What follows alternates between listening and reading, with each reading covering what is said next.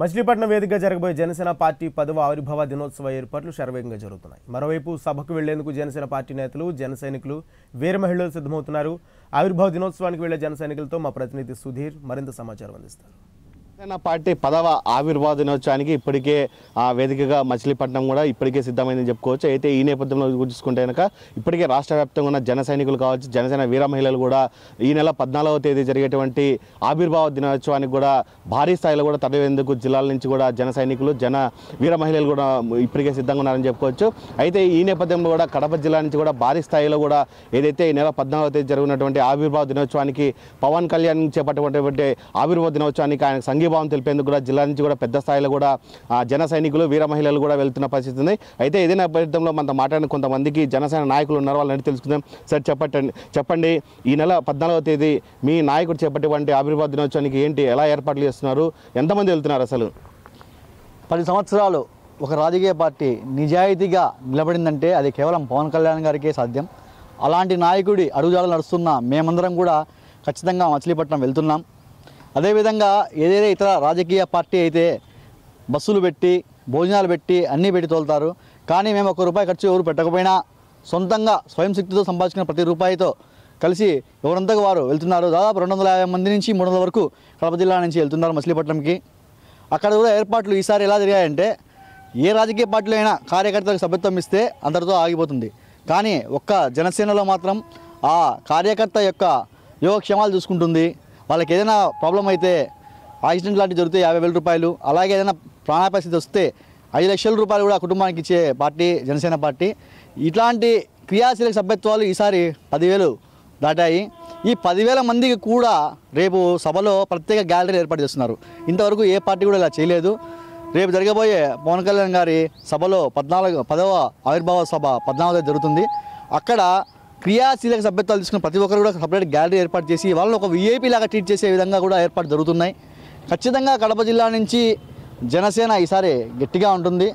10 సంవత్సరాల నుంచి ఒక పార్టీలో ఉండాలంటే అది మామూలు విషయం కాదు. ఎందుకంటే ఇతర పార్టీలలో కమిషన్లని, కాంట్రాక్ట్లని, వీటితో ద్వారా వాళ్ళను కార్యకర్తలకు ఏదో ఒక ప్రోత్సాహకరంగా ఉంటుంది. ఏది లేకపోయినా కూడా స్వశక్తితో బతుకుతూ ఒక జనసేన నుంచి జనసేనకి నడవడం అంటే అది సామాన్య విషయం కాదు. నాతో పాటు 10 సంవత్సరాల నుంచి నడుస్తున్న ఈ కార్యకర్తలు కానీ, నాయకులు కానీ, వీళ్ళందరూ కూడా ఎంతో గట్టిగా, ఎంతో నిజాయితీగా నిలబడ్డారు. ఎన్నో కష్టాలను ఓడ్చుకున్నాం, ఎన్నో నష్టాలు భరించాం, ఎన్నో అవమానాలు కూడా భరిస్తూ ఉంటాం. అయినా కూడా ఆయన వెంటనే నడుస్తున్నాం. రేపు అలాగే వెళ్తున్నాం. అదేవిధంగా ఇప్పటంలో లాస్ట్ టైం జరిగిన సభకు స్థలం ఇచ్చినందుకు కానీ వాళ్ళపైన కక్ష సారింపు చర్య ఎంత దారుణంగా చేస్తున్నారో ప్రభుత్వం అర్థమవుతుంది. కరెక్ట్గా మా సభ ఏర్పాటు చేసిన టయానికి వాళ్ళని కూడా చాలా ఇబ్బంది పెడుతున్నారు. ఎందుకంటే ఈ సభ నుంచి డైవర్ట్ చేయడానికి ఇప్పటంలో యుద్ధ ప్రాతిపదికన రోడ్డుని ఇప్పుడు విస్తరిస్తున్నారు. ఇదే మన కడప జిల్లాలో, కడప నగరంలో చూసుకుంటే ఎన్నో ఇరుకు రోడ్లు ఉన్నాయి. క్రిస్టియన్ లైన్ కావచ్చు, ఇంకోటి కావచ్చు, అవి మాత్రం చేయరు. ఇదే యుద్ధ ప్రాతిపదికన కడప జిల్లా కమలాపురం బ్రిడ్జి ఎందుకు వేయలేదు ఇంతవరకు? రేపు మళ్ళీ వర్షాకాలం వస్తే ఎన్ని ఇబ్బందులు పడతాయి. ఇలాంటివన్నీ వదిలేసి ప్రభుత్వం కేవలం దమ్ము ధైర్యం ఉంటే 170 స్థానాల్లో పోటీ చేయండి అని సవాల్ విసురుతున్నారే, ఎందుకు అంత భయం? మా పార్టీ మా ఇష్టము, మేము ఎన్ని పోటీ చేస్తాము, ఎంత చేస్తాము అనేది మన ఇష్టం. అది కూడా వీళ్ళు చెప్తుంటే భయం అనేది వాళ్ళు పట్టుకుంది. ఈ భయంతోనే భయపడిపోయి ఇప్పటంలో ఇంత విధంగా వాళ్ళని హింసిస్తున్నారు. ఎన్ని జరిగినా ఏం జరిగినా కడప జిల్లా నుంచి అయితే ఖచ్చితంగా 250 నుంచి 300 మంది వరకు రేపు సభలో పాల్గొంటాం.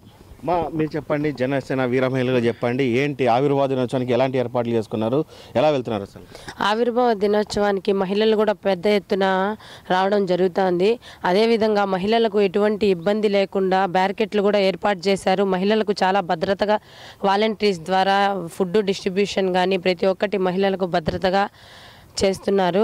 అదేవిధంగా మా కడప నుంచి కూడా వీర మహిళలు కూడా చాలామంది పెద్ద ఎత్తున వెళ్తున్నారు. అంటే మీరు చెప్పండి, ఇది సీఎం సొంత జిల్లా నుంచి కూడా జనసేన పార్టీ తరపు నుంచి వందల సంఖ్యలో ఎంతమంది వెళ్తారనే ఆలోచన ఉంది మీకు? ఇప్పటికే చూసుకుంటే కనుక ఈ జనసేన ఆవిర్భావ దినోత్సవానికి వెళ్ళనీయకుండా కూడా ఎటువంటి నోటీసులు ఏమైనా వస్తాయని మీరు ముందుగానే ఊహిస్తున్నారు? అసలు ప్రస్తుతం ఆంధ్ర రాష్ట్రంలో జనసేన ప్రస్తావన ఎత్తని రాజకీయ నాయకుడు లేడు. జనసేన ప్రస్థానం లేని రాజకీయమే ఉండదు. మా నాయకుడు జనసేనని 2014 మార్చి 14న స్థాపించడం జరిగింది. ఈ నెల 14కి అది 9 సంవత్సరాలు పూర్తి చేసుకొని 10వ సంవత్సరంలోకి అడుగు పెట్టబోతుంది. ఈ 9 సంవత్సరాల్లో ఎన్నో ఆటుపోట్లని, ఎన్నో అవకతవకతల్ని తట్టుకొని బలంగా నిలబడింది జనసేన. ఇది మొత్తంగా చూసుకుంటే ఏదైతే ఈ నెల 14వ తేదీ జరిగేటువంటి జనసేన 10వ ఆవిర్భావ దినోత్సవానికి కూడా కడప జిల్లా నుంచి కూడా పెద్ద ఎత్తున కూడా జన సైనికులందరం కూడా కదిలిస్తున్నారు అంటున్నారు. మొత్తంగా చూసుకుంటే ఏదైతే నభూతో నభవిష్యత్తుగా అన్నట్టు కూడా ఈసారి 10వ ఆవిర్భావ దినోత్సవం ఉంటుందంటున్నారు.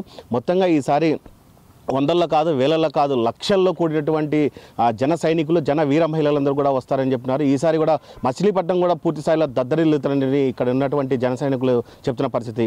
వీడియో జర్నలిస్ట్ రాకేష్తో సుధీర్, ప్రైమ్9 న్యూస్.